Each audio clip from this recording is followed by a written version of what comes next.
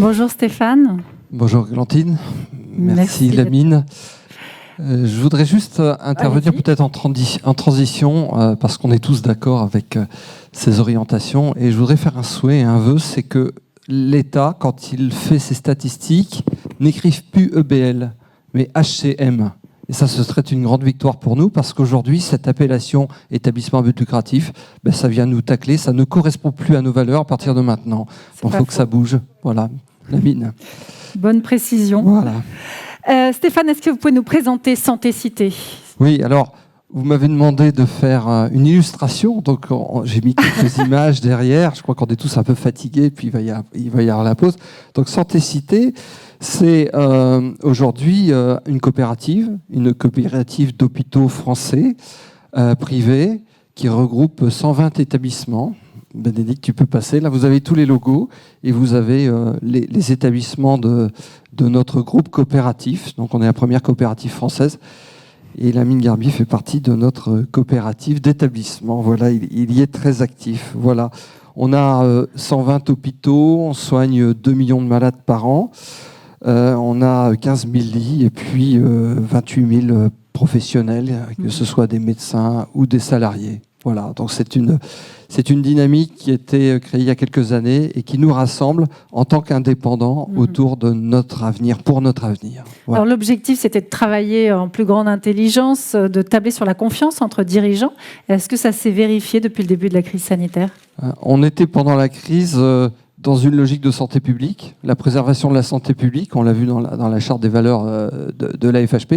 On était dans cette dynamique-là et quand c'est arrivé, la première préoccupation, elle était financière parce qu'on avait peur, mais la première préoccupation, c'était de soigner les malades et de protéger nos personnels. Et ensuite, tout le monde a fonctionné dans une logique très coopérative avec l'hôpital public sur les territoires. Et dans la région où mon établissement est installé, c'était à côté de la région de Compiègne, puisqu'on a un autre coopérateur à Compiègne, on est rentré dans les premiers. Il y a les régions Est aussi qui étaient très frappées. Et c'était vraiment de se mobiliser pour les intérêts de santé publique. Alors parlez-nous de la démarche RSE du groupe Santé Cité. La RSE, on la vit. Et notre plus ancien établissement, qui est installé à Rouen, a 125 ans aujourd'hui d'histoire. Cette RSE, elle fait partie de l'engagement, et Daniel Caille a parlé tout à l'heure des médecins qui avaient constitué l'histoire des établissements. Ils constituent encore l'histoire des établissements, parce qu'ils gèrent encore des établissements aujourd'hui.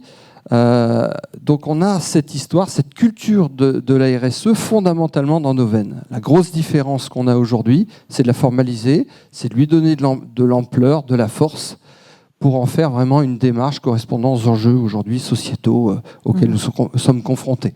Vous auriez quelques exemples d'initiatives RSE à nous donner ? Je vous en ai mis.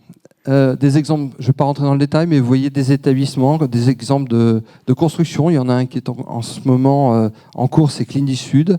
On a HPNP également. On a Saint-Exupéry qui ne fait pas partie des photos. Et puis on a Clic-Saint-Côme à Compiègne, j'en parlais tout à l'heure. On a des exemples également, je dirais, dans l'énergie, puisque nos établissements essayent aujourd'hui de contribuer à la décarbonation. Un petit point sur cette décarbonation, et c'était rappelé d'ailleurs par le MEDEF récemment, on ne sortira pas des sujets de décarbonation par une réduction de la croissance économique. On en sortira par l'innovation. Et nos établissements innovent parce qu'ils croient en l'avenir. Et dans ces sujets de décarbonation, d'énergie renouvelable, on a des coopérateurs très très actifs et très très engagés aujourd'hui. On a également des établissements engagés dans la biodiversité. Donc ça, c'est une nouvelle approche. Vous avez quelques établissements, Rive Gauche, Pasteur à Toulouse, HPNP qu'on retrouve souvent d'ailleurs dans ces présentations, Clinipol également, sont très engagés sur ces sujets-là. Ça fait partie d'une dynamique interne de nos coopérateurs. Il y a le tri des déchets qui est aussi présent dans nos dynamiques. On a Saint-Exupéry, Louis Pasteur et HPNP toujours qui sont innovants et qui essayent de travailler avec leurs équipes autour de ces enjeux. Et ça crée vraiment une dynamique très forte avec les équipes sur le terrain. Et puis le dernier, c'est sur la QVT. On a Clini Futur à La Réunion, Saint-Exupéry, et le groupe Hexagone et Clini Sud également ont réussi à innover dans leurs établissements d'une manière assez forte dans cet engagement. Et c'est un engagement qui est, je dirais, entre guillemets, gratuit, c'est-à-dire qu'il n'y a pas un objectif visé particulièrement, si ce n'est que d'avancer sur ce chemin et d'entraîner toutes les équipes sur le chemin. Voilà, c'est ça notre culture également RSE. Et vous avez aussi une dimension sociétale importante. En réalité, on œuvre pour les patients. Le patient, c'est la personne la plus importante chez nous. Ensuite, on a les parties prenantes, comme l'avait très bien expliqué les sociétés à mission. On a une mission de préservation de la santé publique. Et dans cette préservation, on a un certain nombre d'actions. Alors, on n'est pas les seuls, tous les groupes de santé le font. Mais pour nous, c'est quelque chose d'assez fort. Vous avez tout ce qui est autour du cancer. Vous avez donc ce que vous voyez, Mars bleu, Octobre rose qui va arriver, Septembre en or que nous venons de passer. November également, c'est tout autour du cancer qui est assez fort, mais là on a attaqué un sujet un peu particulier, ça c'est un peu une signature Santé Cité, c'est un partenariat avec EndoFrance, parce que les femmes aujourd'hui ont des pathologies handicapantes avec la douleur sur l'endométriose, et on a eu envie collectivement dans Santé Cité de travailler sur cette pathologie et soutenir EndoFrance qui a aujourd'hui une cause de santé publique. Voilà, donc on a noué un partenariat avec eux. Et on y travaille aussi bien sur la communication, on y travaille sur les parcours de soins, on n'exclut pas non plus les hôpitaux publics, puisqu'on a des parcours régionaux, et puis sur la recherche aussi, parce qu'on a un groupement de recherche, et donc on a mis toute notre énergie avec toutes nos structures autour de cette cause, en partenariat avec EndoFrance. Donc ça, c'est quelque chose de très fort.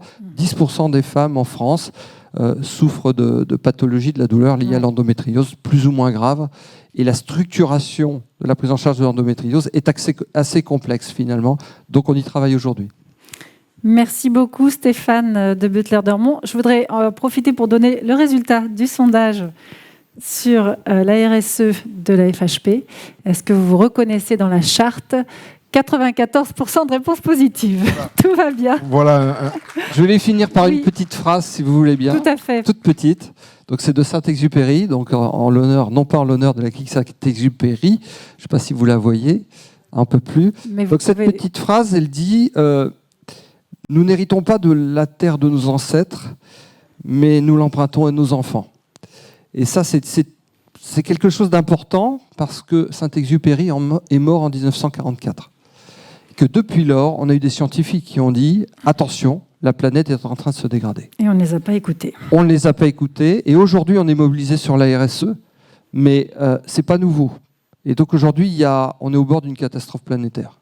Et donc on a un enjeu global dans nos entreprises, dans tous les acteurs politiques et économiques, de vraiment s'y attacher très fortement. Voilà le message. Tous s'engager. Merci beaucoup. Merci. Lamine, si vous voulez conclure sur cette... Oui, juste remercier Stéphane pour son action à Santé Cité. Et surtout, je reviens sur les 2 ans que nous avons passés à cette collaboration qu'il y a eu sur tous les groupes techniques, financiers, RH, réglementaires, juridiques, où tu as été avec les copains et les collègues très présents dans toutes ces visios, des centaines d'heures de visio, où tu as amené, je dirais, avec d'autres, ta vision, on la voit aujourd'hui, ton sens aussi de l'entreprise privée. Et c'est vrai que j'ai eu du plaisir à partager ces moments avec toi. Tu as la présidence de Santé Cité, tu continues le travail qui avait été fait par Dominique Pont, que je salue. Et c'est vrai qu'on est heureux à la Fédération d'avoir cette complémentarité et cette synergie d'action, parce que c'est pas évident je dirais, d'avoir 120 établissements indépendants qui sont dans la Fédération et qui proposent. Et tu le fais de belle manière. Donc voilà, je voulais te remercier au nom de tous pour ton engagement. Merci. Merci beaucoup.